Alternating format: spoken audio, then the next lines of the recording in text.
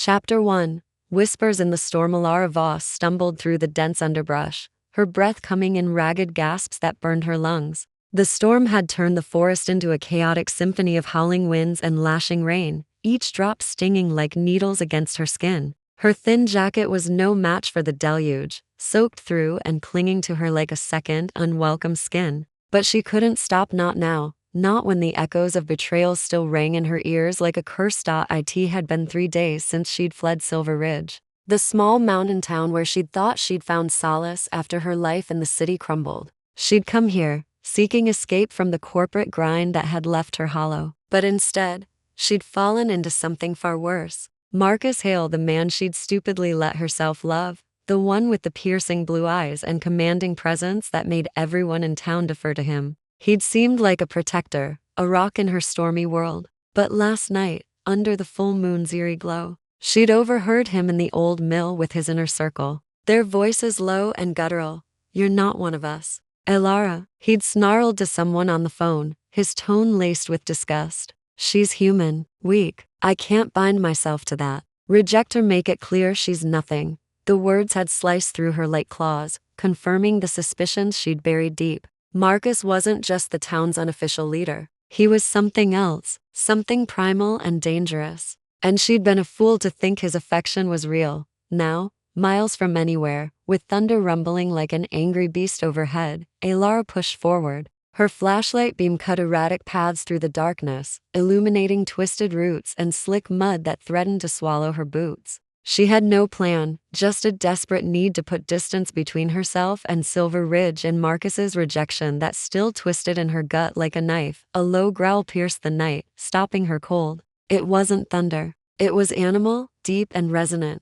vibrating through the trees. Elara's heart hammered as she swung her light around, eyes wide. There, in a small clearing ahead, lay a massive shape, a wolf, or what looked like one, but larger than any she'd ever seen in documentaries. Its fur was midnight black, matted with rain and blood, and it was sprawled unnaturally, one leg twisted at an odd angle. Her first instinct was to run. Wolves didn't belong this far south, did they? But as lightning flashed, illuminating the creature's golden eyes that held a flicker of intelligence, of pain, something tugged at her. Pity? Curiosity? Or that same reckless impulse that had drawn her to Marcus? "Easy," she whispered, her voice barely audible over the storm. She edged closer, her mind screaming warnings. The wolf lifted its head weakly, another growl, rumbling, but it didn't lunge. Instead, it watched her with an intensity that made her skin prickle. Up close, she saw the wound, a deep gash along its flank, oozing dark blood.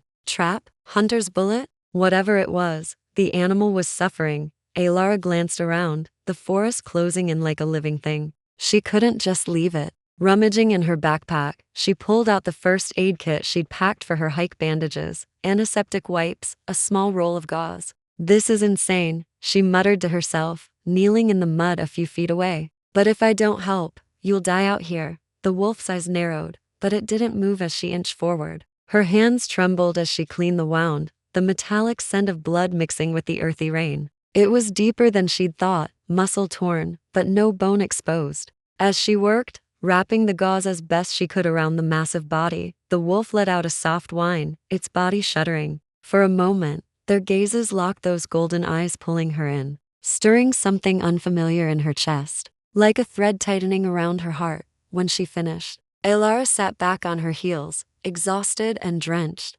"That's all I can do." The wolf shifted slightly, testing its weight, and then, to her astonishment, it nuzzled her hand with its muzzle, a brief, warm touch that sent a jolt through her. Before she could react, it limped into the shadows, vanishing as quickly as it had appeared. Shaken, Elara gathered her things and pressed on, the encounter replaying in her mind. What kind of wolf lets a stranger tend its wounds? And those eyes, they haunted her. Hours later, as dawn's gray light filtered through the canopy, she spotted a faint trail leading to a weathered cabin nestled against a rocky outcrop.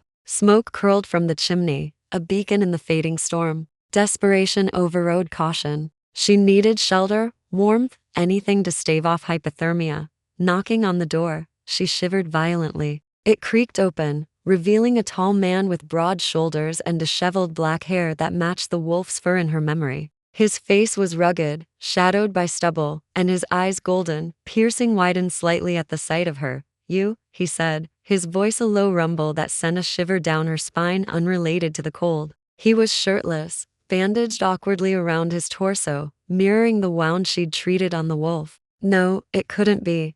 I'm sorry to bother you, Elara stammered, her teeth chattering. I got lost in the storm. Can I come in? Just to dry off? He hesitated, his gaze sweeping over her as if assessing a threat. There was something wild about him, untamed, like the forest itself. Finally, he stepped aside. Get in before you freeze. The cabin was sparse but warm, a fire crackling in the stone hearth. Dried herbs hung from the rafters, and a worn rug covered the wooden floor. He tossed her a blanket without a word, then busied himself at the stove, pouring hot water into a mug. Name's Thorne, he said gruffly, handing her the tea. His movements were stiff, favoring his side. Elara, she replied, wrapping the blanket around herself. Thank you. I think I helped a wolf last night. Big black one injured. You wouldn't have seen it? Thorne's hand paused mid-motion, his golden eyes locking onto hers with an intensity that made her pulse race. Wolves around here are smart. They heal fast. He turned away, but not before she caught the flicker of something secrets, perhaps in his expression.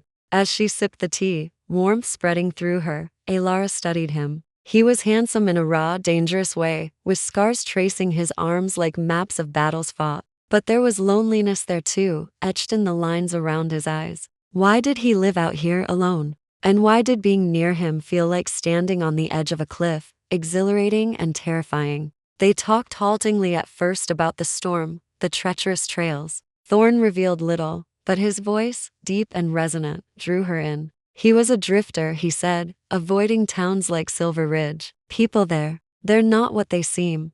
Elara's heart skipped. You know about Silver Ridge? About Marcus Hale? Thorne's jaw tightened, a shadow crossing his face. I know of him. Alpha of the pack thinks he rules these woods. The word alpha hung in the air, loaded, but he waved it off as if it were slang. Stay away from men like that. They'll break you. Too late, she thought bitterly, but didn't say. Instead, she found herself opening up, the words spilling out like the rain outside. About her failed life in the city, the betrayal with Marcus that had driven her into the wild. Thorne listened, his presence a steady anchor, nodding occasionally with empathy that surprised her. You're stronger than you think, he said softly, his hand brushing hers as he took the empty mug. The touch sparked heat, a pull she couldn't explain. Faded, almost as the morning wore on, Elara felt the tension between them thicken unspoken questions, lingering glances. Thorne bandaged his wound properly now, but she noticed how he moved like the wolf, graceful despite the pain. Suspicion gnawed at her, but so did curiosity. Who was this man really? And why did his nearness soothe the ache Marcus had left? By midday the storm had cleared, but Thorne insisted she rest. The trails are slick. Stay until you're ready. Part of her wanted to flee, to escape whatever pull he had on her. But another part, deeper and insistent, whispered to stay to unravel the mystery of Thorne Blackwood. Little did she know. The rogue king watched her with eyes that saw more than human ones could, his wolf stirring at the scent of his fated mate. The bond was forming, invisible threads weaving them together. Even as dangers from Silver Ridge loomed closer. Chapter 3, Shadows of the Past. Elara woke to the soft crackle of the fire, the warmth seeping into her bones like a gentle promise. The cabin's wooden walls glowed faintly in the afternoon light, filtering through the small window, casting long shadows that danced like secrets across the floor. She blinked, disoriented for a moment, then remembered.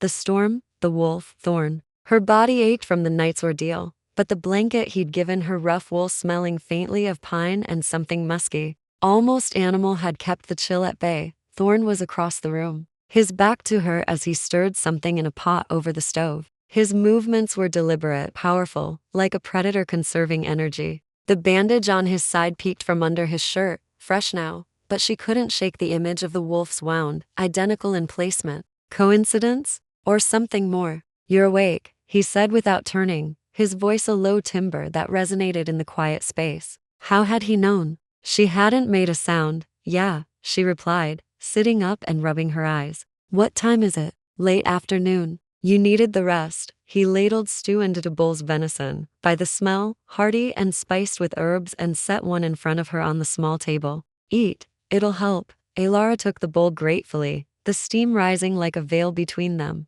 As she ate, silence settled, not uncomfortable, but charged, like the air before another storm. Thorne sat opposite her, his golden eyes flicking to hers occasionally, studying her with an intensity that made her cheeks warm. There was no small talk. Instead, he asked questions that cut deeper, as if peeling back her layers one by one. Why Silver Ridge? He probed his spoon, pausing midway to his mouth. It's not a place for outsiders. Especially not someone like you. Someone like me? She arched a brow, a spark of defensiveness igniting. What's that supposed to mean? Human, fragile. The words slipped out, and he winced slightly as if regretting them. But he didn't retract. Towns like that, they have their own rules. Old ones. Elara's spoon clattered against the bowl. Human? As opposed to what? Her mind raced back to Marcus's overheard conversation, the way his friends had actually growled during arguments. And now Thorne, echoing that strangeness. Suspicion coiled in her gut, mingling with the inexplicable pull she felt toward him. Thorne met her gaze steadily, a flicker of amusement, or was it wariness? In his eyes, just a figure of speech. Means you're not used to the wild. He leaned back, crossing his arms, the muscles shifting under his skin like coiled ropes. A scar ran along his forearm, jagged and old, as if from claws. But you handled that storm better than most. And the wolf, that took guts. She froze, her heart skipping. How do you know about that? I mentioned it, but you didn't say you'd seen it. A ghost of a smile tugged at his lips. These woods talk. Animals leave tracks. He stood abruptly, clearing the bowls with a grace that belied his size, and moved to the window, staring out at the dripping forest. Besides, I found fresh bandages in my kit this morning. Missing some. Elara's breath caught. The implication hung heavy, but he didn't elaborate, leaving her mind to whirl. Was he implying he was the wolf? No, that was madness. Shapeshifters were fairy tales, urban legends whispered in online forums. Yet, the way his eyes gleamed, almost luminescent in the dim light, made her wonder. And that touch earlier, the spark it hadn't felt human. To distract herself, she rose and wandered the cabin, her fingers trailing over the shelves lined with books on folklore, herbs, and astronomy. A carved wooden amulet hung on the wall, depicting a wolf under a full moon, its eyes inlaid with amber that matched Thorne's. This is beautiful, she murmured, touching it lightly. Family heirloom? Thorne turned, his expression softening for the first time. Something like that belonged to my father. He was a guardian of sorts. Taught me about the balance between man and beast. His voice carried a weight, a hint of loss that mirrored her own fractures. Elara nodded, drawn to that vulnerability. I get that. My parents died when I was young. Car accident. Left me bouncing between foster homes. Always felt like I didn't belong anywhere. The admission surprised her. She hadn't shared that with Marcus, not really. But with Thorne, the words flowed, as if his presence unlocked doors she'd long kept barred. He stepped closer, the space between them shrinking until she could feel the heat radiating from him. Belonging's overrated, he said quietly. Sometimes, it's about choosing your path, not the one fate shoves at you. His hand brushed her arm as he reached past her to adjust the amulet, the contact sending that same electric jolt through her veins. This time, he didn't pull away immediately, his fingers lingering, rough yet gentle. For a moment, they stood there, breath sinking in the quiet. Elara's pulse thrummed, a mix of fear and fascination. Who was this man really? A recluse? A hunter? Or something from the shadows of her nightmares? Yet, his nearness felt right, like a missing piece slotting into place. Thorne broke the silence first, his voice husky.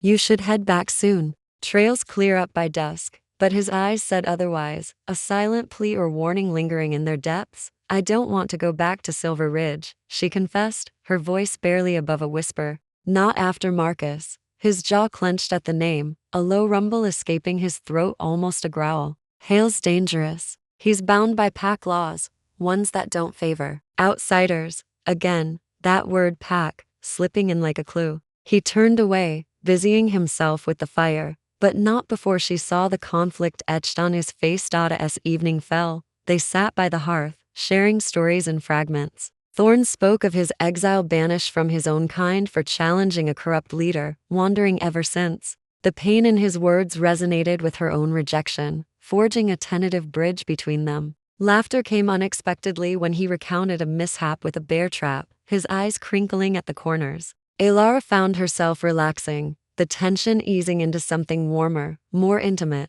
but as night deepened, strange sounds echoed outside, howls that seemed too coordinated, too close. Thorne stiffened, his head tilting as if listening to a language she couldn't hear. "Stay inside," he warned, grabbing a coat. "I'll check it out." Watching him disappear into the darkness, Elara's suspicions grew. The howls faded, but so did her doubts about the ordinary. Whatever Thorne was hiding, it was drawing her in, binding her to him in ways she couldn't yet understand. And deep down, a part of her didn't want to resist. Chapter 4. Echoes in the night. Elara paced the cabin's creaky floorboards, her ears straining against the oppressive silence that had fallen after the howls. The fire popped and hissed, casting flickering shadows that twisted like specters on the walls. Thorne had been gone for what felt like hours, though the old clock on the mantel showed only 20 minutes. Worry gnawed at her, worry for a man she'd known less than a day, yet who already felt like an anchor in her unraveling world. The door burst open with a gust of cold wind,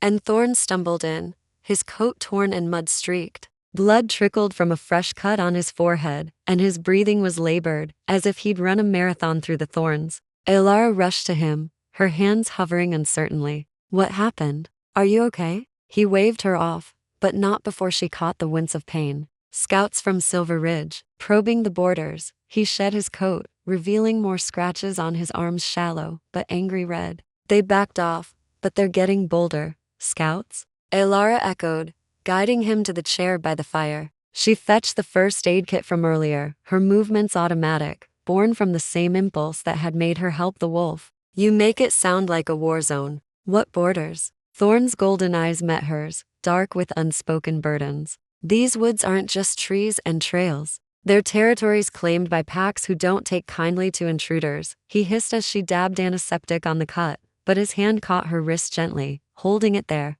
"You shouldn't be involved in this, Elara. Go back to your world before it pulls you under." Her skin tingled under his touch, that inexplicable warmth spreading like wildfire. "My world? The one where people like Marcus pretend to care, only to reject you when it suits them." She pulled away, but not far, busying herself with bandagging. "I'm tired of running. And besides, you helped me. Let me return the favor." He watched her work, his expression a mix of gratitude and something deeper, more primal hunger, perhaps, or restraint. "You're different," he murmured. "Most humans would have bolted by now." There it was again, that slip. Humans. Elara's heart raced, but she kept her voice steady. "You keep saying that. Humans, packs, territories. What are you really, Thorne? Some kind of survivalist? Or is there more to those stories in your books?" A low chuckle escaped him, rough like gravel. "Stories have truths buried in them. My father used to say, the moon binds us all, man, beast, fate." He leaned forward,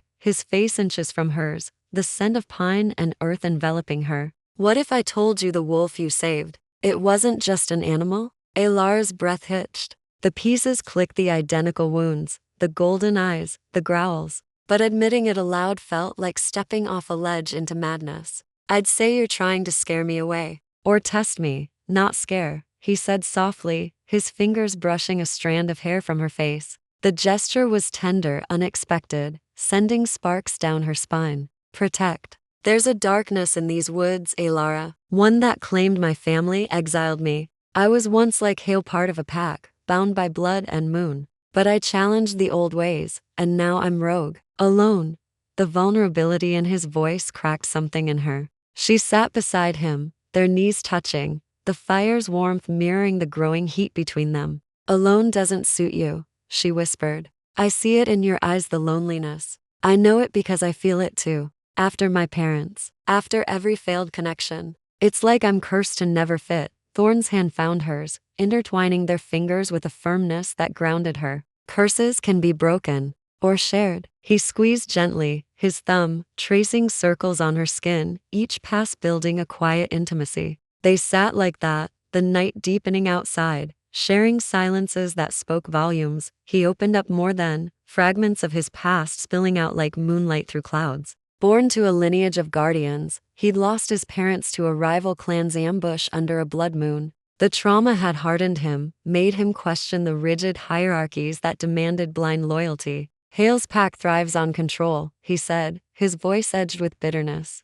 They mark their mates like property, reject the weak. I couldn't stomach it.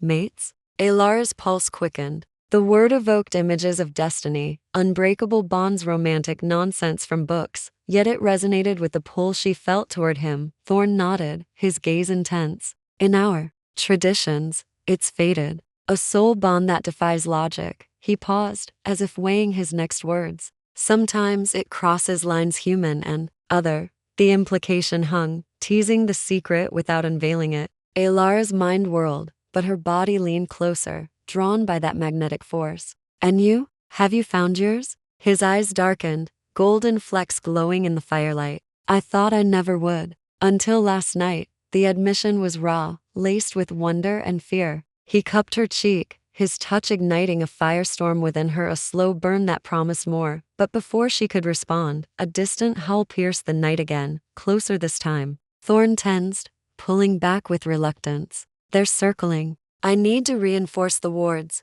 Wards? She asked, but he was already moving, grabbing herbs from the shelves. Wolfsbane, she noted with a chill, and heading for the door. Stay here. Promise me. His voice was commanding, alpha-like, yet pleading. Elara nodded, her hand lingering on his arm. As he slipped out, the cabin felt emptier, the bond between them strengthening in his absence. But doubts crept in. If Thorne was what she suspected, a shifter, a werewolf, then what did that mean for her? And with Silver Ridge's shadows encroaching, how long could they hide? The night held its breath, waiting for the storm to break. Chapter 5. Threads of fatty. Elara stood by the window, peering into the inky blackness beyond the cabin's frost-laced panes. The howls had ceased abruptly after Thorne's departure, leaving an eerie quiet that pressed against her like a weight. She hugged her arms to her chest, the chill seeping through despite the fire's persistent glow. Wards? What did that even mean? Some kind of protective ritual? The word evoked images from old tales, superstitions she'd dismissed as a child. But here, in this remote haven, reality blurred with myth. Minutes stretched into an eternity before the door creaked open again. Thorne entered, his face etched with fatigue, a bundle of herbs clutched in one hand. He scattered them across the threshold, murmuring words in a language she didn't recognize, low, rhythmic, like a chant. The air seemed to thicken momentarily, a faint shimmer rippling before settling. Done, he said, brushing snow from his shoulders. Fresh flakes dusted his hair, making him look ethereal, almost otherworldly. That should hold them off for tonight. Elara turned to face him, questions bubbling up. Hold who off? And what were you doing out there? Some kind of spell? He paused, his golden eyes reflecting the firelight like molten amber. Not a spell, just traditions, old ways to mark territory, keep intruders at bay. He moved to the hearth, adding logs with a practiced ease, but his shoulders were tense. Coiled like a spring, she stepped closer, unwilling to let it drop. Traditions involving wolfsbane? I recognized it from your shelves. That's not just for gardening, Thorne. It's for wolves. Her voice trembled slightly, the implication hanging between them. She wanted him to deny it, to laugh it off, but a part of her craved the truth, no matter how impossible. Thorne straightened, turning to her with a sigh that carried the weight of years. You're perceptive. Too much for your own good. He gestured to the chairs by the fire. Sit. If we're going to talk about this, we do it properly. They settled in, the warmth enveloping them like a cocoon. Elara watched as he poured 2 mugs of herbal tea from a kettle, chamomile mixed with something earthy, soothing. His hands, calloused and strong, trembled faintly as he handed her one. Vulnerability again, cracking his guarded facade. The wolfsbane is a ward, he began, staring into the flames. It dulls sense, confuses trackers. In my world, boundaries aren't just lines on a map, they're scented, claimed, defended. He glanced at her sidelong. You've guessed some of it, haven't you? The wolf, the eyes, the growls. Elara's grip tightened on the mug. I don't know what to believe. Shifters, werewolves, their stories. But Marcus, his pack, the way they moved, like animals. And you, the wound matched. Exactly. She set the mug down, her voice dropping to a whisper. Are you one of them? Thorne's jaw worked, conflict warring in his expression. He reached out, taking her hand in his, the contact grounding, yet electrifying. Not one of them. Not anymore. His thumb traced her knuckles, a soothing rhythm that matched her heartbeat. I was born to it, shifter blood, tied to the moon's cycles. Full moons pull the beast forward, but we control it mostly. My pack. They followed blind traditions, sacrificing the weak for power. I rebelled, became rogue, king in name only, exiled from my throne. The admission hung heavy, not a full reveal, but close enough to shift the air between them. Elara's mind reeled, shifters real, fate-binding souls? Yet, his touch anchored her, making the impossible feel tangible. Why tell me now? You could have lied. Because lying to you feels wrong, he confessed, his voice rough with emotion. From the moment you tended my wound as the wolf, I felt it. A pull, like gravity. In our lore, it's the mate bond. Rare, unbreakable. It heals old scars, but it also endangers. Hale's pack senses it. That's why they're scouting. Mate bond. The words ignited a spark in her chest, warm and insistent, echoing the inexplicable draw she'd felt since their first meeting. I feel it too, she admitted, her cheeks flushing. Like I've known you forever. But I'm human, Thorne. How can that be? He squeezed her hand, drawing her closer until their foreheads nearly touched. Fate doesn't care about bloodlines. It chooses hearts. His free hand cupped her face, thumb brushing her lip in a gesture that sent shivers cascading down her spine. The intimacy built slowly, a simmer rather than a boil, layered with trust earned through shared vulnerabilities. Elara leaned into him, opening up in return. After Marcus rejected me, I felt broken, unworthy. He made me question everything, my worth, my instincts. Tears pricked her eyes, but Thorne wiped them away gently, his touch a balm. But with you, it's different. Safe. You're not broken, he murmured, his breath warm against her skin. You're fierce. The way you face the storm helped a stranger that strength. He pulled back slightly, eyes searching hers. But this bond, it complicates things. If Hale claims you as a threat, he'll come for us. The warning stirred fear, but also resolve. They talked late into the night, weaving stories of their past, Thorne's battles under moonlit skies, Elara's lonely climbs through corporate ladders that led nowhere. Laughter mingled with tears, forging deeper connections. His hand never left hers, the touch a silent promise. As dawn approached, exhaustion claimed them. Thorne guided her to the bed, insisting she rest while he took the floor. But as she lay there, listening to his steady breathing, the bond pulls stronger, a thread tightening. Suspense lingered. What would Hale do next? And could she embrace this supernatural world? Outside, shadows stirred, unseen eyes watching the cabin. Chapter 6. Whispers of the moondawn's pale light seeped through the cabin's curtains, painting the room in soft grays and silvers. Elara stirred under the heavy quilt, her mind foggy from fragmented dreams, visions of golden eyes shifting between man and beast, of howls that echoed her own heartbeat. Thorne's revelation lingered like a half-remembered promise, both terrifying and exhilarating. Shifter, the word rolled through her thoughts. No longer a myth but a reality tied to the man sleeping on the floor nearby. She sat up quietly, watching him. Thorne lay on a makeshift bed of furs, his chest rising and falling in steady rhythm. In sleep, his guarded edges softened, revealing a raw beauty, high cheekbones, full lips parted slightly, dark lashes casting shadows. But even now, there was an otherness to him, a subtle tension, as if his body hummed with restrained power.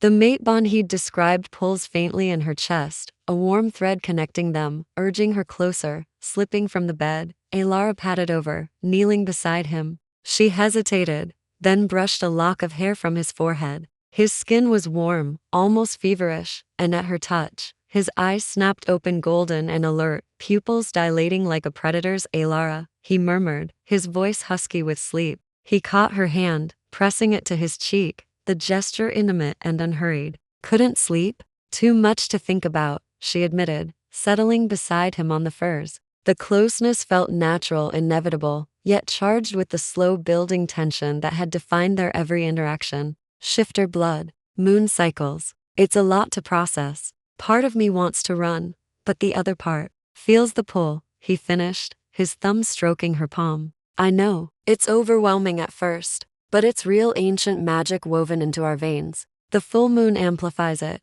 draws out the wolf. Control comes with time, but for rogues like me, it's harder. No pact to ground us. Elara leaned in, their faces inches apart. Show me something. Prove it. Her words were a challenge, born from curiosity and the need to bridge the gap between belief and doubt. Suspense hung in the air. She half expected him to shift right there, for rippling over skin. Thorne's expression darkened, a flicker of hesitation crossing his features. Not yet. It's not a parlor trick. Shifting takes energy, leaves me vulnerable. And with Hale's scouts out there, he trailed off, his free hand moving to her waist, pulling her gently against him. The contact sparked heat, deepening the bond with every shared breath. Trust me a little longer. The secret's not just mine. It's dangerous knowledge. She nodded, though questions burned. Why the reluctance? Was there more to his exile, a darker truth? But his touch soothed the unease, his body solid and reassuring. They lay there,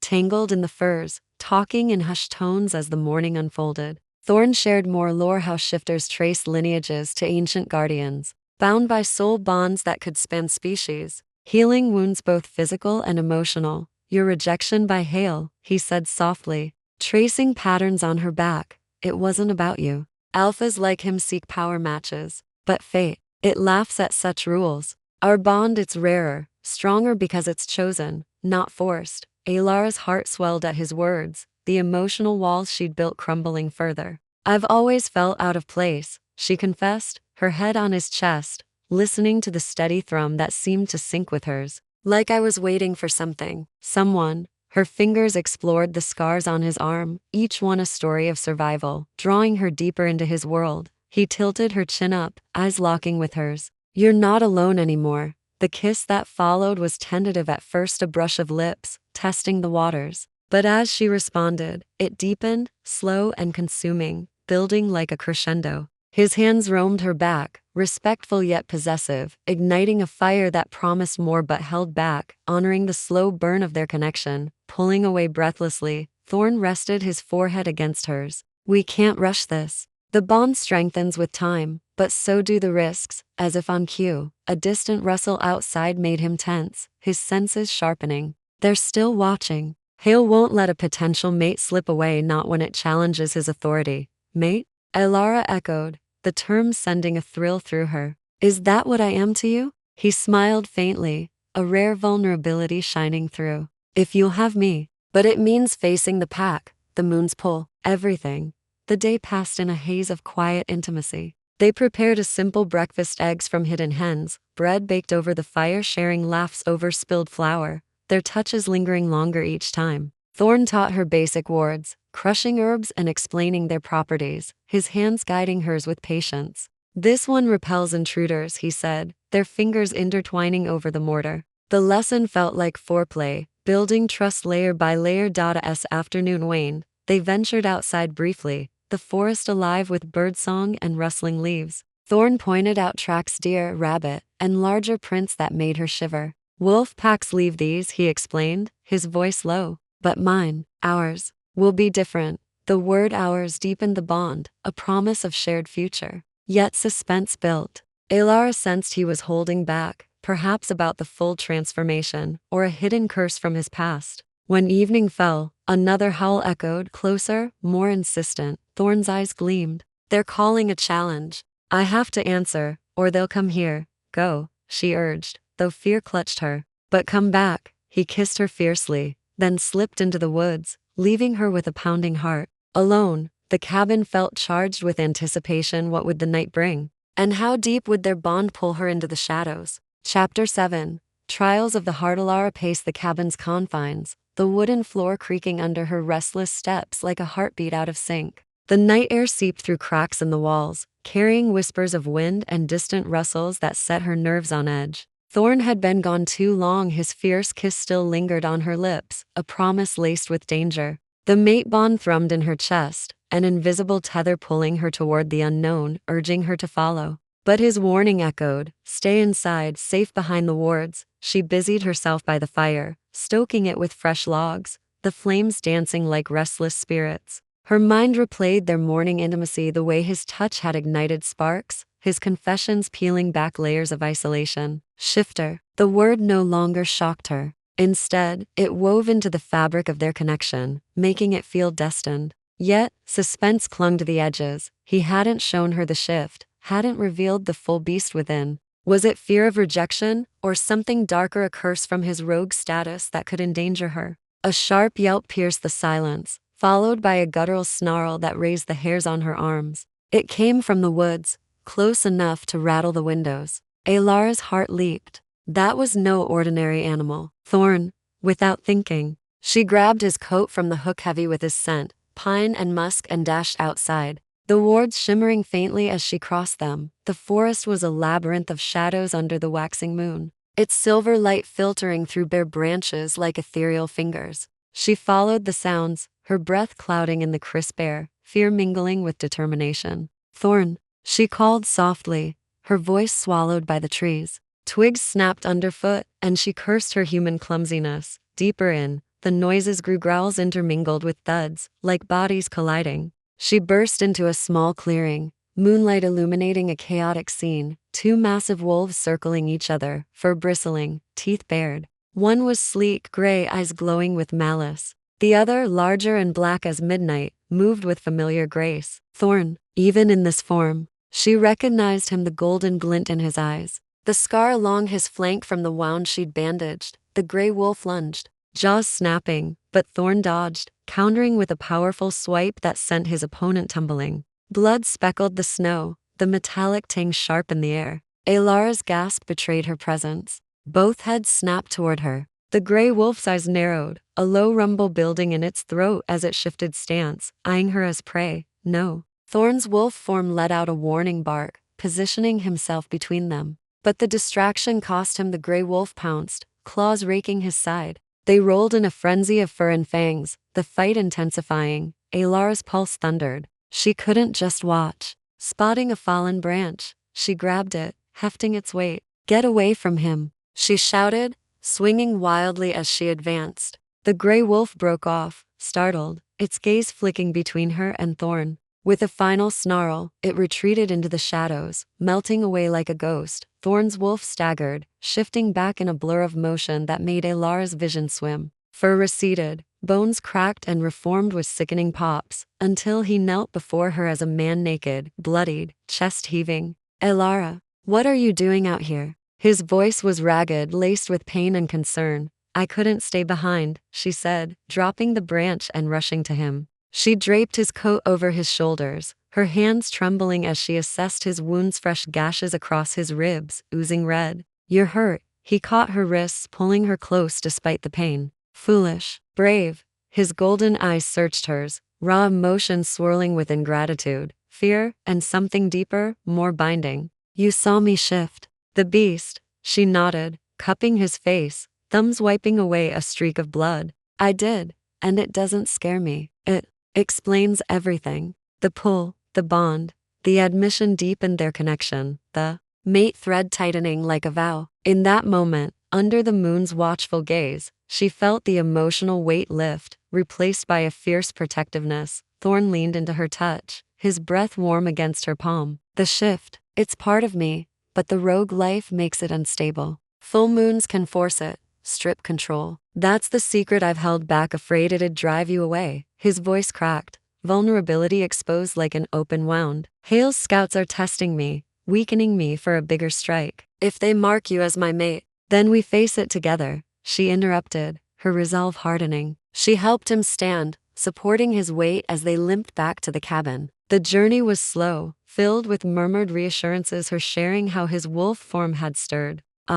Not horror. Him, confessing how her presence grounded him, tamed the inner chaos. Inside, by the fire's glow, Elara tended his injuries with herbs from his shelves, her fingers gentle yet sure. Thorne watched her, his hand covering hers midway through. "You're healing more than cuts," he whispered. "My heart, it's been lone too long." Their eyes met, the air thickening with unspoken desire. He pulled her onto his lap, arms encircling her waist, the contact igniting that slow-burning flame. They kissed again, deeper this time, hands exploring with tentative reverence, tracing scars, memorizing curves. The bond pulsed, emotional layers unfolding like petals, trust blooming amidst the suspense of lurking threats. As they lay entwined later, the night quiet save for their breaths, Thorne's fingers intertwined with hers. "The pack won't stop." Hale sees our bond as a challenge to his rule. Elara nestled closer, her head on his chest. Then we'll prepare. But tonight, it's us.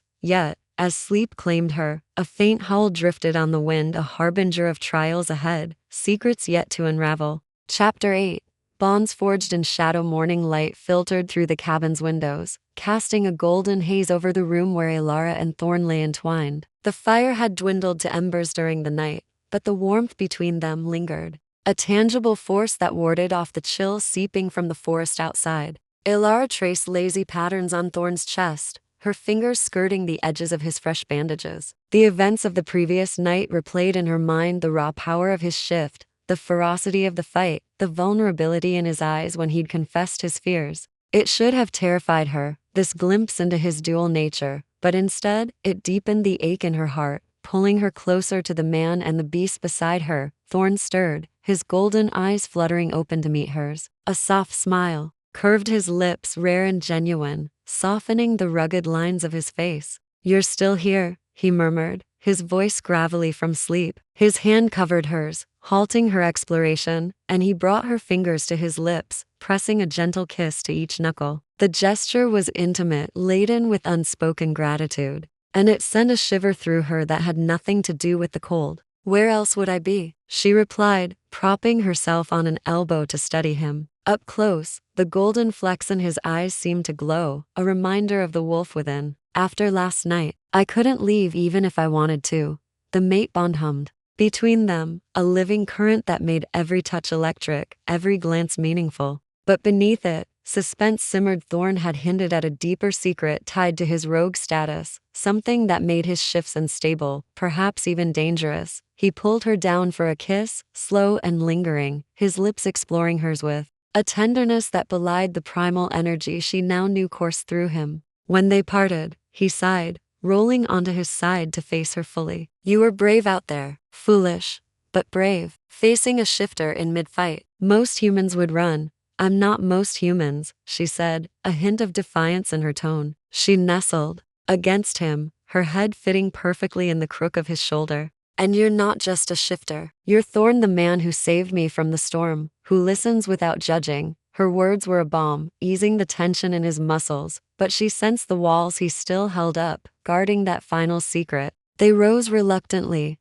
the day demanding attention. Thorne moved with a slight limp, his wounds healing faster than any humans would, another marvel of his nature. Over a breakfast of foraged berries and smoked meat, they talked, their conversation weaving between light banter and deeper revelations. "Tell me more about the bond," Elara prompted, sipping tea infused with herbs that calmed her racing thoughts. "How does it work? Is it just instinct?" Thorne leaned back in his chair, his gaze distant as if consulting ancient memories. "It's more than that. Soul deep. In pack lore, mates are chosen by the moon goddess to halves that complete each other. It heals traumas, amplifies strengths. But for a rogue like me," he trailed off, a shadow crossing his face, "it's unpredictable. My exile came with a curse: instability during shifts. Full moons could turn me feral if not anchored." Elara's breath caught. "Anchored? By what?" "By a true mate," he admitted, his eyes locking onto hers with intensity. "Someone to ground the beast. Without it,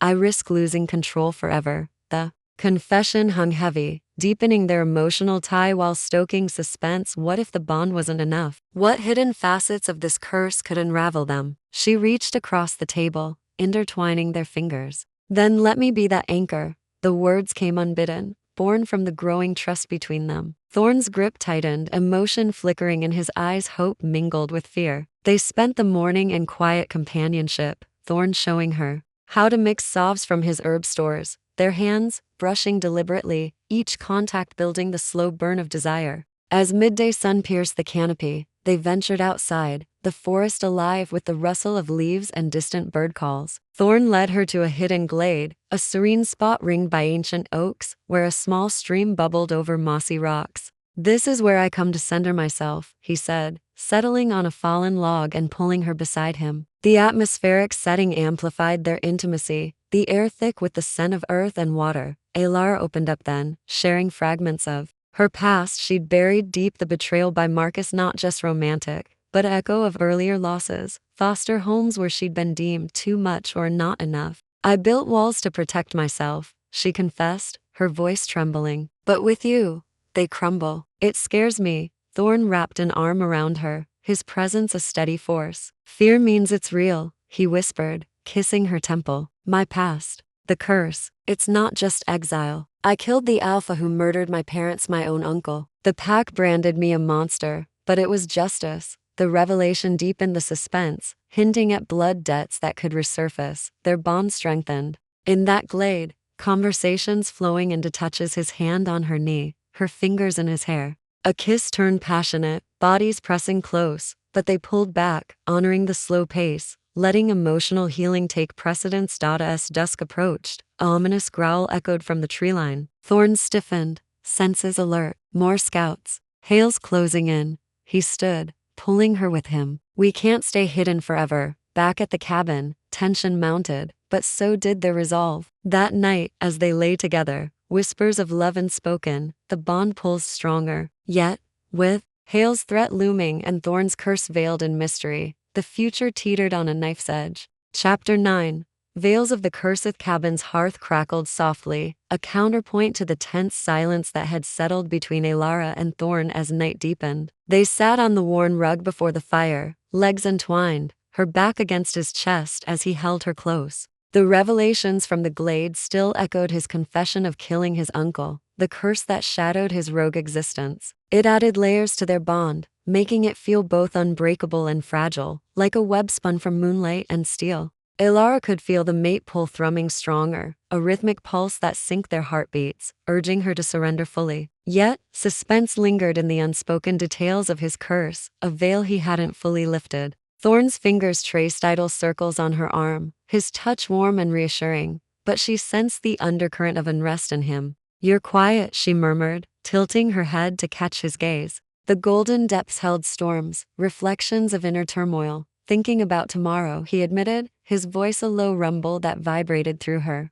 Hale won't send scouts forever. He'll come himself, challenge me directly. And with the full moon approaching, he trailed off, his hand stilling. The mention of the moon stirred memories of his shift the night before, beautiful and terrifying. A glimpse of the beast that could consume him if the curse prevailed. Elara shifted to face him, kneeling between his legs, her hands framing his face. Tell me about the curse, all of it. No more half-truths. Her eyes searched his, pleading for the trust that had been building slowly, brick by emotional brick. She needed to understand, to be his anchor as she'd promised. Thorne hesitated, his jaw tightening, but the bonds pull one out. He pulled her onto his lap, wrapping his arms around her waist as if drawing strength from her presence. It started after the kill, he began, his breath warm against her ear. My uncle was corrupt, sacrificing pack members to dark rituals for power, including my parents. I challenged him under the blood moon, tore out his throat.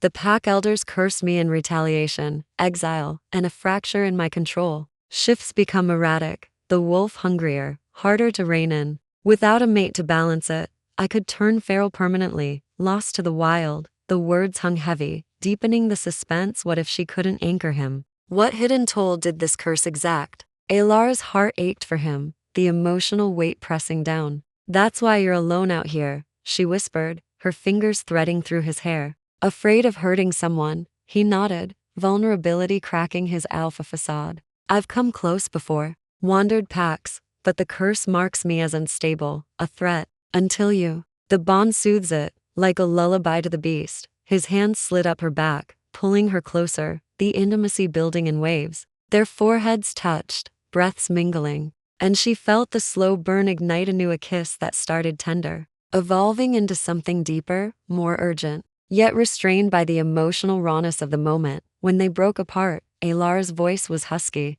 Let me help. Teach me how to anchor you. It was a plea born from love, unspoken, a desire to heal his fractures as he mended hers. Thorne's eyes darkened with a mix of hope and caution. It's not just words, it's sharing essence, a ritual under the moon. But it's risky. If the bond isn't true, it could backlash, harm you. The suspense thickened. Would she risk it? Could their connection withstand the test? They spent the evening preparing, Thorne guiding her through ancient rites from his books. He crushed moonflower petals into a paste, his hand steady over hers as they mixed it with his blood, a drop from a shallow cut on his palm. This binds us symbolically, he explained, smearing a line across her collarbone, his touch lingering, sending shivers cascading. The act was intimate, charged with meaning, deepening their emotional tie as layers of trust accumulated. As they worked, Elara shared more of her own shadows, the societal pressures that had driven her to Silver Ridge, the betrayal by Marcus that mirrored her foster rejections.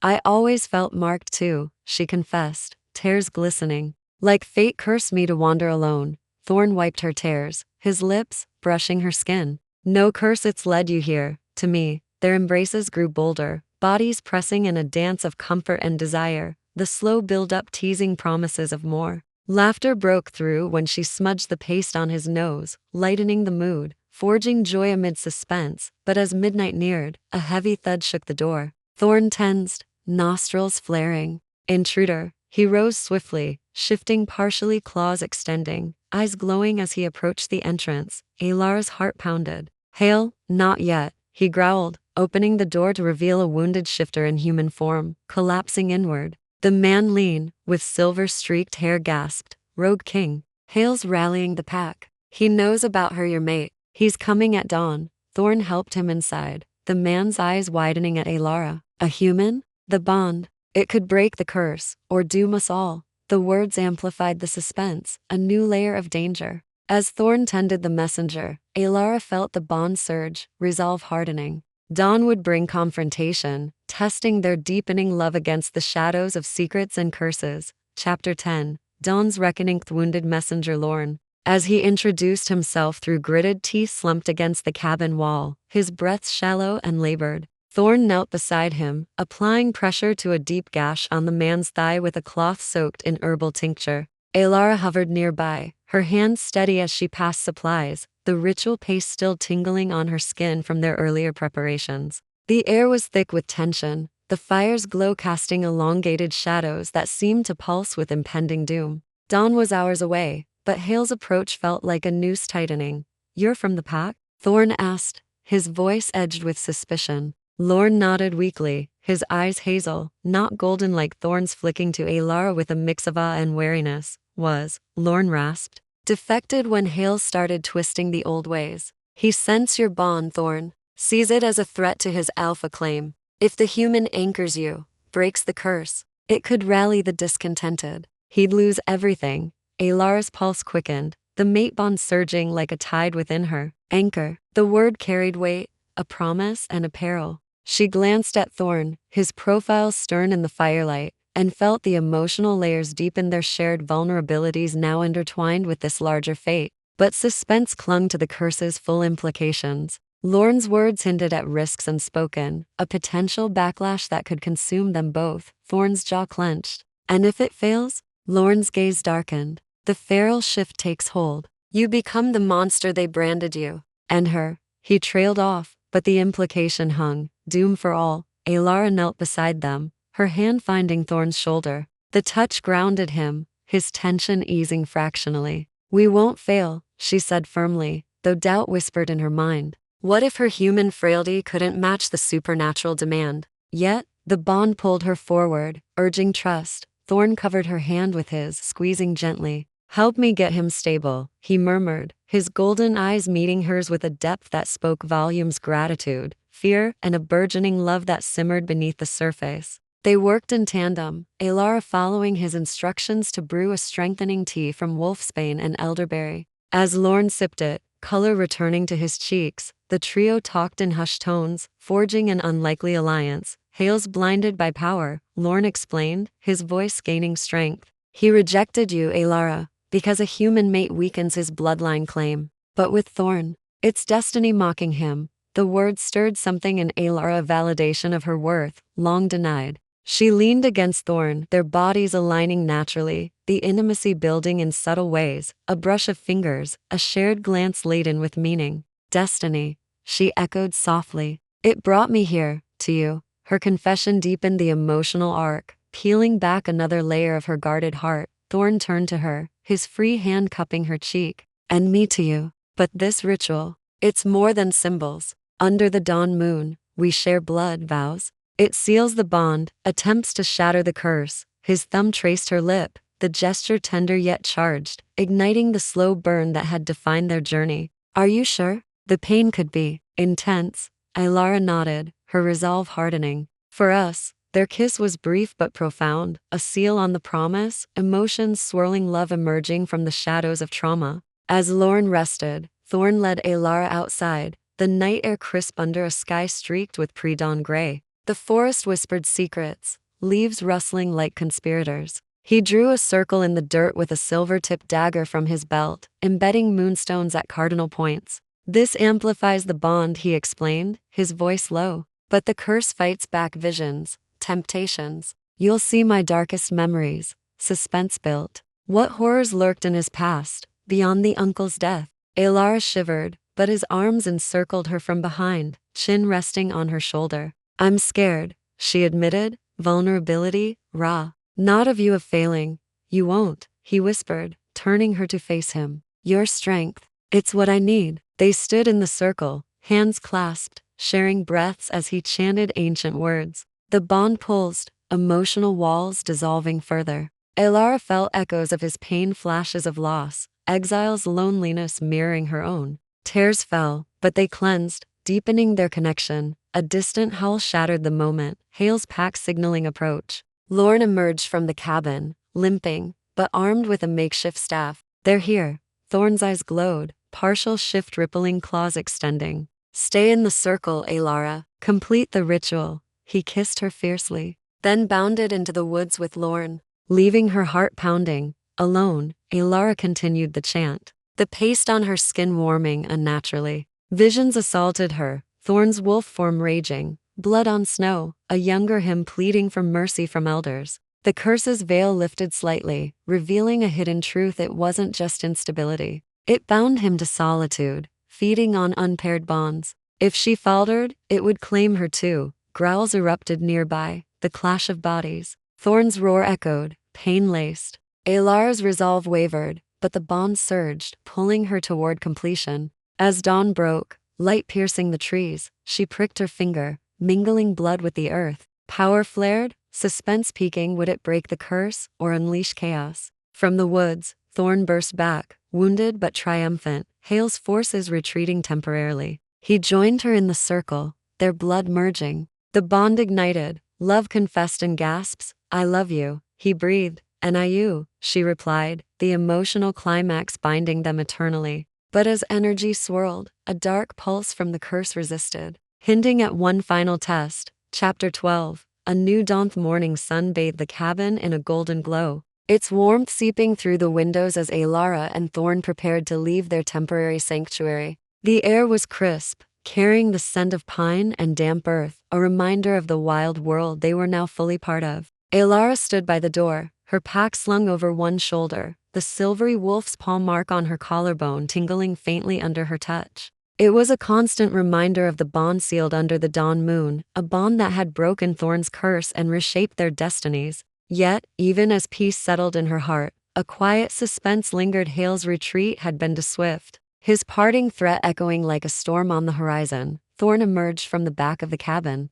his own pack ready, his broad frame moving with a newfound ease. The curse's shadow no longer darkened his golden eyes. They sparkled with purpose, softened by the love that had grown between them. He caught her staring and grinned, a rare, unguarded expression that sent warmth flooding through her. "Ready, my queen?" he teased, the title carrying both jest and truth. After the pack's acknowledgement, Elara laughed, the sound light despite the weight of their journey ahead. "Queen of what? A cabin and a few rogue shifters?" She stepped closer, her hand brushing his, the contact sparking the mate bond's familiar hum. Their fingers intertwined naturally, a gesture that had become second nature, deepening the emotional layers forged through shared trials. "More than that," Thorne murmured, pulling her into a gentle embrace. His lips grazed her forehead, lingering on the mark, igniting a slow burn that promised more intimate moments to come. A pack, a future hours to shape. His voice held a quiet reverence, as if he still marveled at their bond's strength.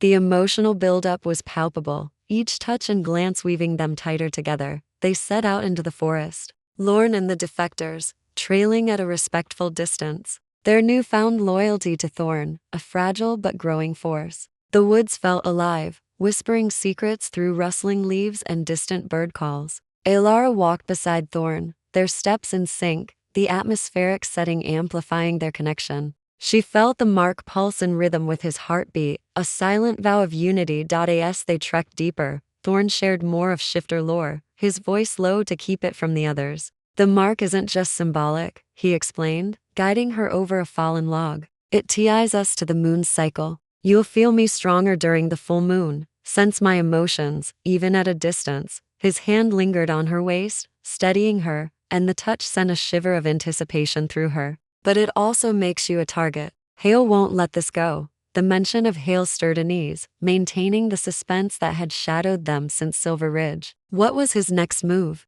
And what other secrets might Thorne still hold, perhaps tied to the mark's full power? Elara pushed the thoughts aside, focusing on the present. Then we'll face him together, she said, squeezing his hand. I'm not the fragile human he thinks. Thorne's eyes gleamed with pride. No, you're not. They paused by a stream, its waters glinting like liquid silver. He knelt, cupping water to drink, and she joined him, their reflections merging in the ripples. The moment felt sacred, a quiet interlude amidst the looming threat. When I was cursed, he confessed, his voice soft, I thought I'd never find peace. You've given me that, Elara, more than the bond. You. Her heart swelled, the emotional arc deepening as she leaned into him, their shoulders brushing. And you've given me a place to belong, she replied, her voice thick. After years of feeling like driftwood, I'm rooted now. The confession peeled back her final walls. The slow burn of their love blossoming into quiet certainty. They sat by the stream,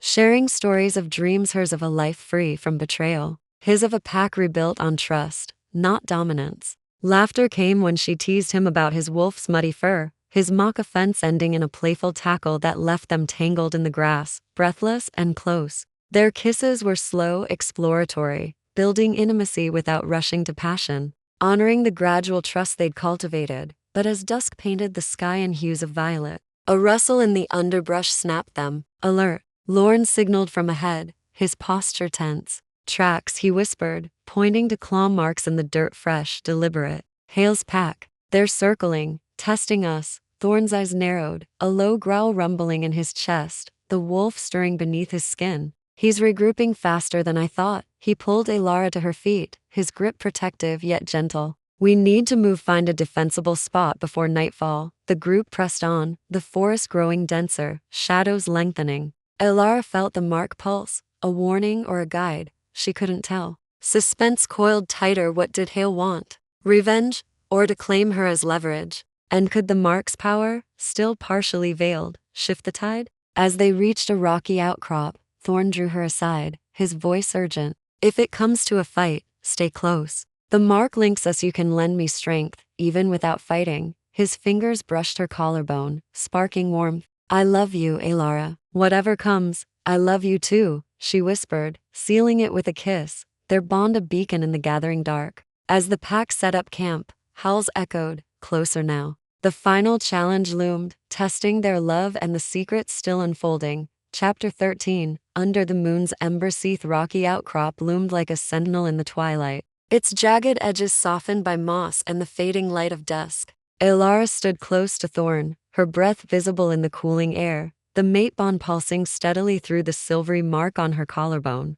The pack, Lorne and the handful of defectors, worked swiftly to fortify their makeshift camp, piling stones and weaving branches into barriers. The forest around them buzzed with an unnatural quiet, as if holding its breath before the storm of Hale's inevitable assault. Suspense hung heavy, the unanswered question of Hale's next move and the mark's full power tightening Elara's nerves like a drawn bowstring. Thorne's hand found hers, his grip, warm and grounding, pulling her from her spiraling thoughts. His golden eyes, now luminous in the dim light, held a mix of resolve and tenderness. You're trembling, he murmured, drawing her behind a boulder for a moment of privacy. His fingers brushed the mark, sending a ripple of warmth through her, deepening the emotional connection that had grown through shared vulnerability and trust. The bond, it's stronger now, isn't it? Elara nodded, leaning into his touch, the slow burn of their love a steady flame against the encroaching dark. I feel you, she whispered, her hand resting on his chest, where his heart beat in sync with hers.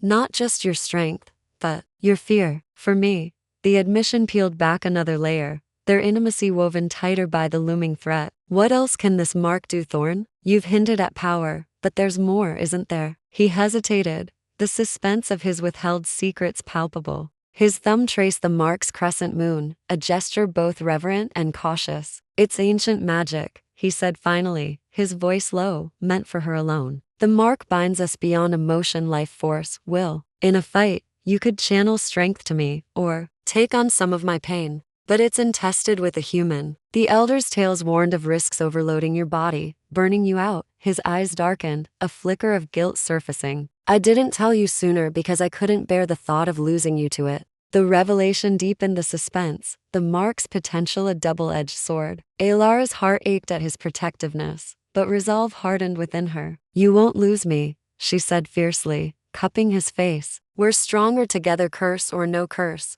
Their kiss was slow, deliberate, a sealing of vows amidst uncertainty, the emotional arc swelling as love anchored them against the unknown. They rejoined the others, the camp now a fortified circle under the waxing moon's glow. Lorne approached, his staff gripped tightly, his hazel eyes scanning the tree line. They're close, he whispered. I sent them Hale's enforcers. They'll strike soon. Thorne nodded, his posture shifting to that of an alpha, commanding yet tempered by newfound clarity. He addressed the group, his voice carrying over the crackle of their small fire. We stand as one tonight, not for power, but for freedom, ours and the pack's. His gaze lingered on Elara, a silent promise to protect their bond at all costs. As night deepened, they sat together by the fire, sharing quiet moments to bolster their spirits. Thorne taught Elara a shifter lullaby, his deep voice weaving tales of moonlit hunts and fated loves, the melody soothing her nerves. She reciprocated, recounting a childhood memory of stargazing with her parents, a rare moment of belonging before loss.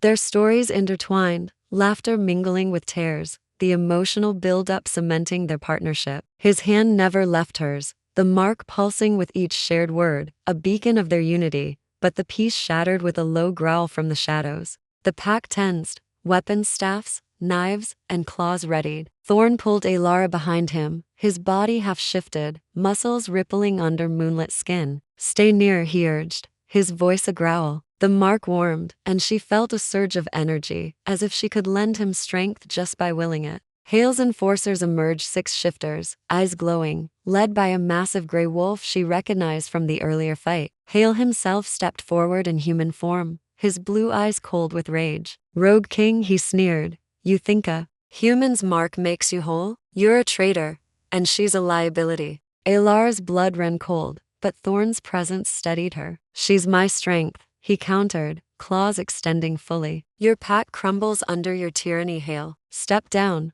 or we end this now. The standoff erupted into chaos. Wolves lunged, Thorne meeting them with controlled ferocity, his movements fluid, no longer hindered by the curse. Elara focused, the mark flaring as she poured her will into him, feeling a drain but also a surge of power. He fought harder, faster, downing 2 enforcers with precise strikes. Hale shifted, charging Thorne, but Lorne and the defectors flanked him, their loyalty shifting the tide. Elara's vision blurred, the mark's power taxing her human frame, but she held on, whispering, I'm with you. Thorne's roar answered, triumphant, as he pinned Hale. The pack yielded, Hale's dominance broken. As dawn crested, the survivors knelt, accepting Thorne as alpha. Elara collapsed into his arms, the mark's glow fading but their bond unshakable. We did it, she breathed, love and exhaustion mingling.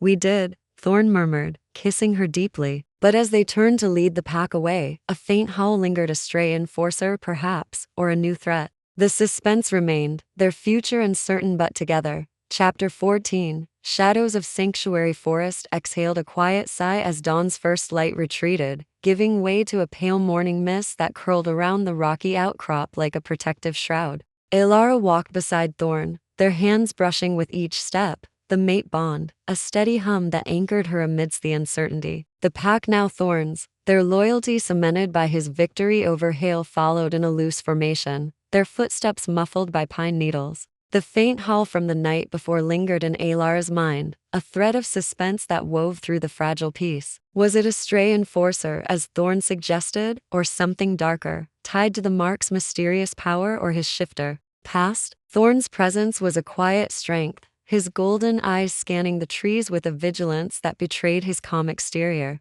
The mark on Elara's collarbone pulsed faintly, a reminder of the ritual that had sealed their fates and broken his curse. Yet, the weight of his earlier words about the marks and tested risks with a human kept suspense alive. What else might it demand of her? And what secrets did Thorne still guard, perhaps unknowingly, about his role as the Rogue King? They reached a hidden valley by midday, a secluded haven ringed by towering pines and a crystalline lake that mirrored the sky. Thorne signaled the pack to set up camp, his commands gentle but firm, a natural alpha tempered by compassion. As Lorne and the others dispersed to gather wood and scout the perimeter, Thorne pulled Elara aside, leading her to the lake's edge where the water lapped softly against smooth stones. "This place," he said, his voice low, reverent, "was my father's sanctuary. He brought me here as a boy, taught me to listen to the forest, to balance man and wolf." He knelt, trailing his fingers in the water, and Elara joined him, their reflections merging in the ripples.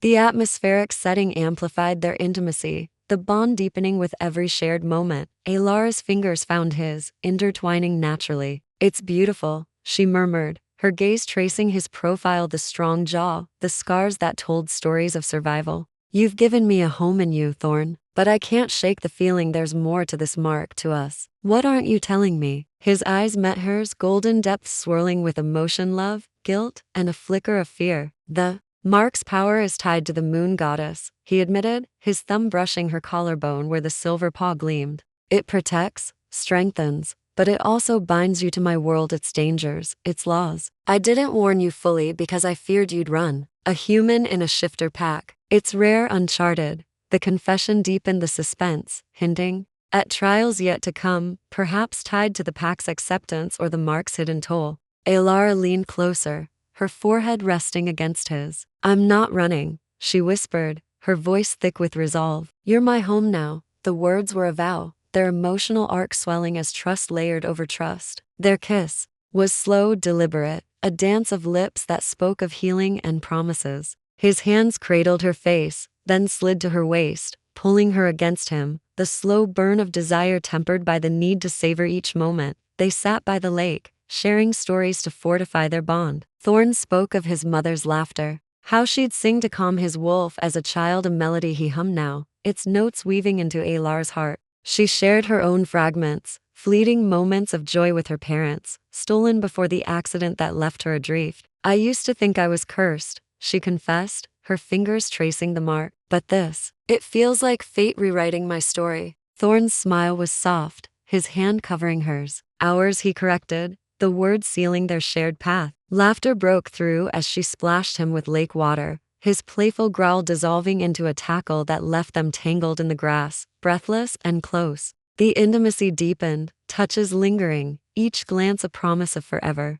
But as afternoon faded, Lorne approached, his expression grim. Fresh tracks Hale's scent, mixed with something wrong. Not just shifters. He held up a tuft of fur, black and coarse, reeking of decay. Thorne's nostrils flared, his body tensing. "Dark ritual," he muttered, eyes darkening. "Hale's dabbling in forbidden magic, blood rites to bolster his claim." The revelation heightened the suspense, suggesting a deeper threat tied to the shifter world's secrets. "He's not just after us, he's defying the moon goddess herself." Elara's mark burned, a warning or a call, she couldn't tell. "What does that mean for us?" she asked, fear mingling with resolve. Thorne pulled her close, his voice fierce. "It means we fight not just for us, but for the pack's soul." He addressed the group, rallying them with a plan: fortify the valley, prepare for Hale's attack. As night fell, Elara and Thorne worked side by side, weaving wards with moonflower and wolfsbane, their hands brushing,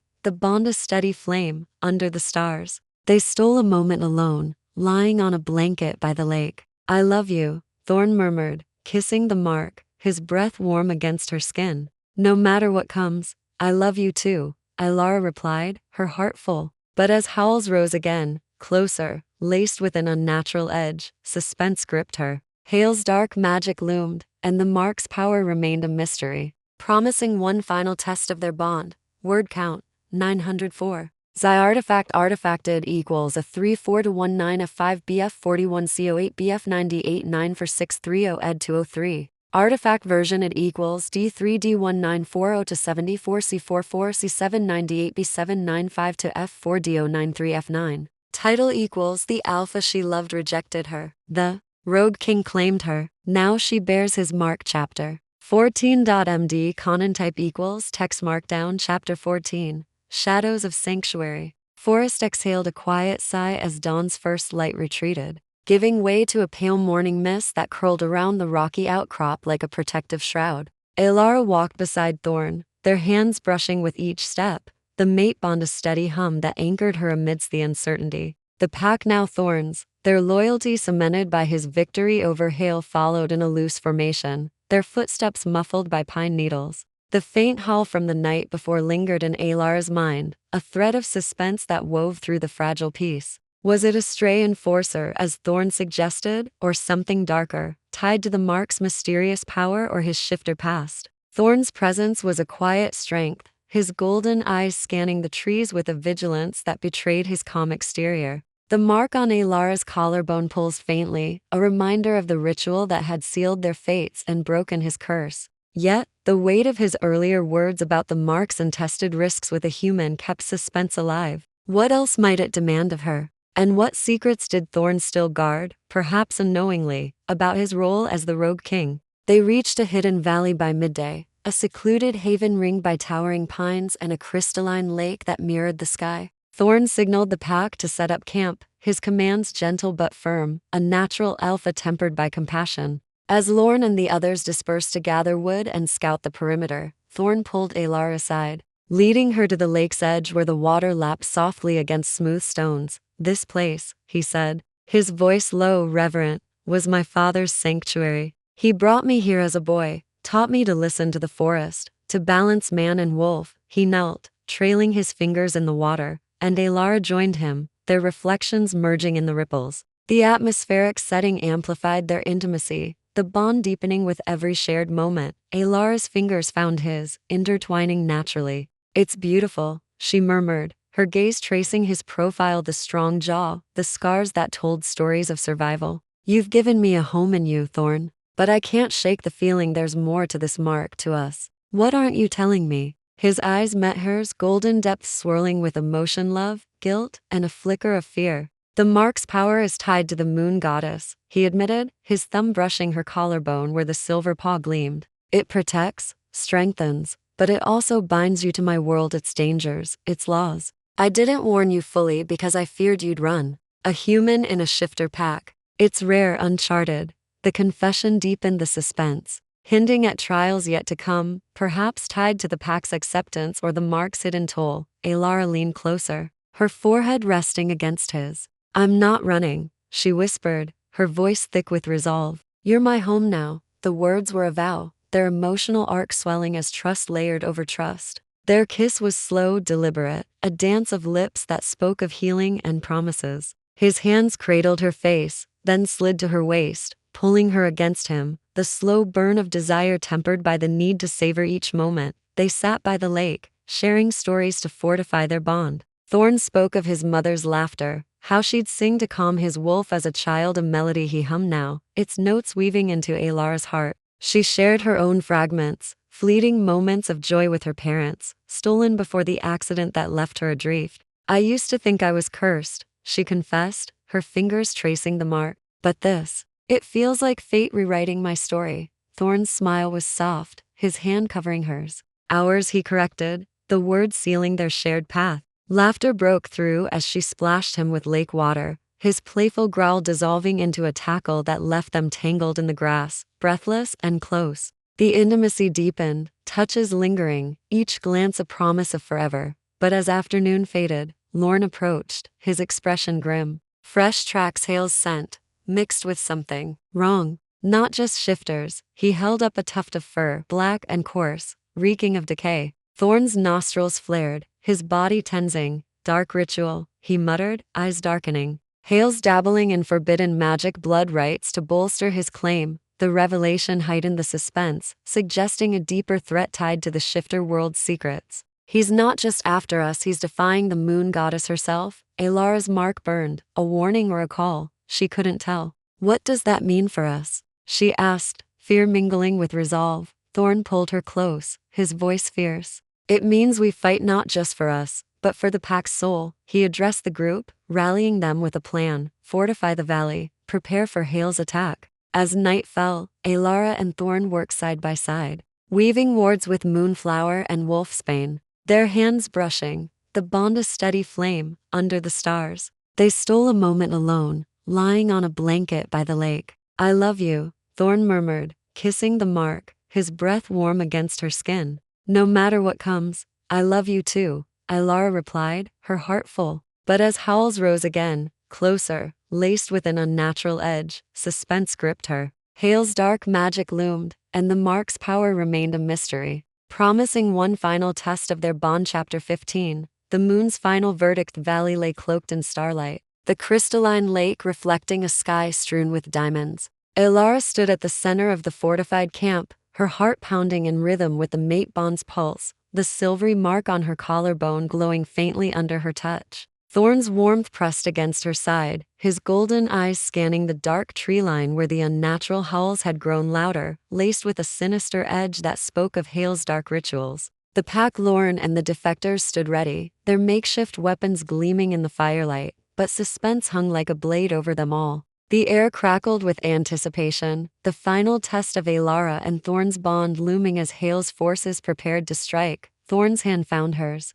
his grip steady, anchoring her against the fear coiling in her gut. Whatever happens, he murmured, his voice a low rumble that vibrated through her. We face it together. His thumb brushed the mark, igniting a spark that deepened their connection. A slow burn of love that had grown through shared scars and whispered vows. The emotional arc swelled, their bond a fortress against the chaos threatening to engulf them. Elara leaned into him, her forehead resting against his. I'm not afraid, she lied softly, her voice steady despite the tremor in her hands. Not with you.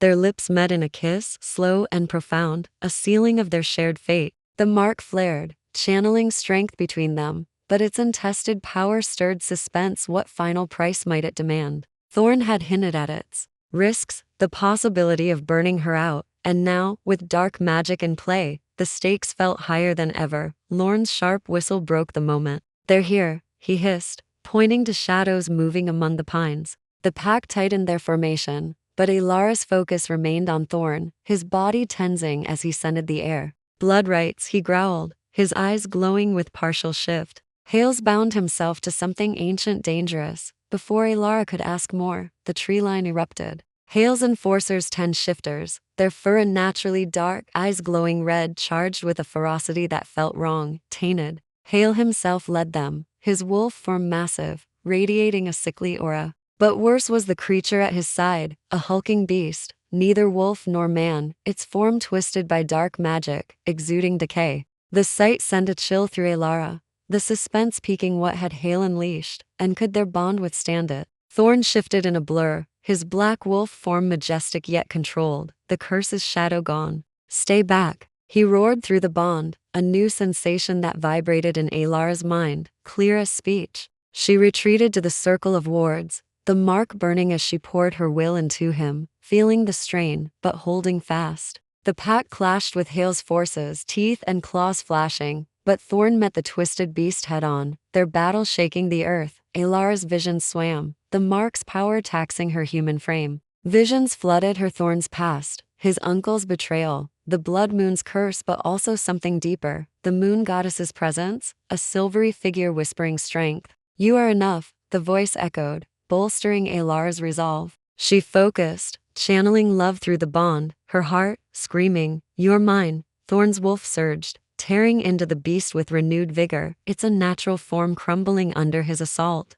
Hale howled, lunging for Elara, but Lorne intercepted, staff cracking against fur. The mark flared brighter, and Elara felt a surge of power, not draining, but amplifying. She stepped forward, unafraid, and raised her hand, the mark projecting a pulse of light that staggered Hale. Yield, she commanded, her voice carrying the goddess's echo. Hale faltered, his red eyes dimming, the dark magic unraveling. His pack retreated, loyalty shattered, and the twisted beast dissolved into ash, its power broken. Thorne shifted back, bloodied but whole, and ran to Elara, pulling her into his arms. You did it, he gasped, kissing her fiercely, their bond blazing with triumph. The emotional climax washed over them, love and trust sealing their victory. The pack gathered, kneeling to Thorne and Elara, their human queen, marked by the moon. Hale, defeated, slunk into the shadows, his threat ended for now. As dawn broke, the valley glowed, the lake, reflecting a new beginning.